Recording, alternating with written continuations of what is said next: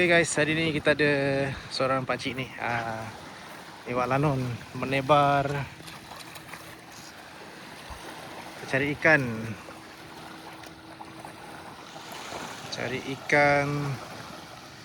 Banyak ikan belanak. Tadi kita dah dapat satu tong sana. Tu dia.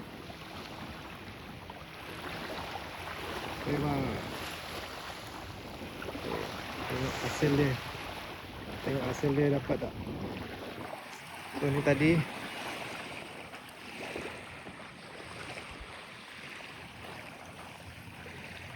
ni hasil dia. Ikan belanak.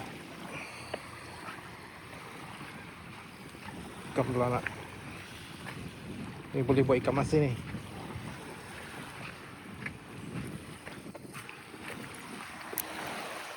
Okey, dapat.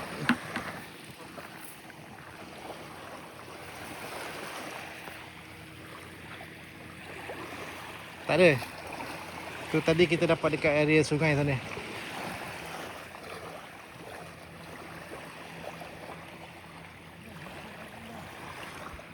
Ikan belacak.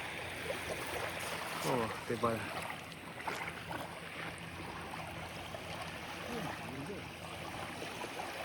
So kepada korang yang kaki-kaki pancing, kaki-kaki menjala, kalau nak datang sini nak menjala ikan pun boleh, tak ada masalah. Cuma ikan dia kecil-kecil sikit lah. Okay, datang je sini. Kita tak ada kenakan apa-apa bayaran. Sebab ni pantai ni tempat umum. Rezeki-rezeki daripada Allah. Allah yang bagi. So sambil-sambil lepak sini, datang makan-makan iling-iling. Nak menjala pun boleh. Adalah ikan ni, ikan belanak. Ikan senangin. Ikan senangin. Tu dia. Okay, nak menjala pun boleh, tak ada masalah. Ikut datang.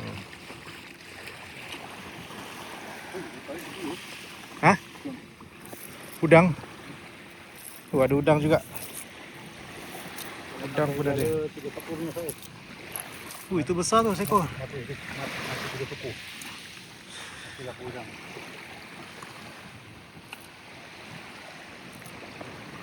Obor-obor pun ada. Obor-obor. So korang yang belum datang ke Pantai Bumi Hijau, boleh datang ke Pantai Bumi Hijau, Sabak Bernam, Selangor. Sambil nak menjala, nak memancing, lepak-lepak tepi ni, makan-makan. You lama sudah tak datang sini? Adik? Lama tak ada mari? So korang boleh lepak sini, makan kat sini. Kita ada gerai-gerai beroperasi. Yang penting.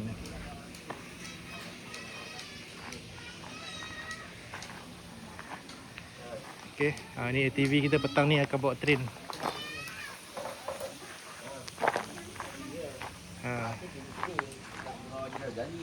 Ni kita ada geng-geng makcik bawang, membawang. Kita kena makcik bawang.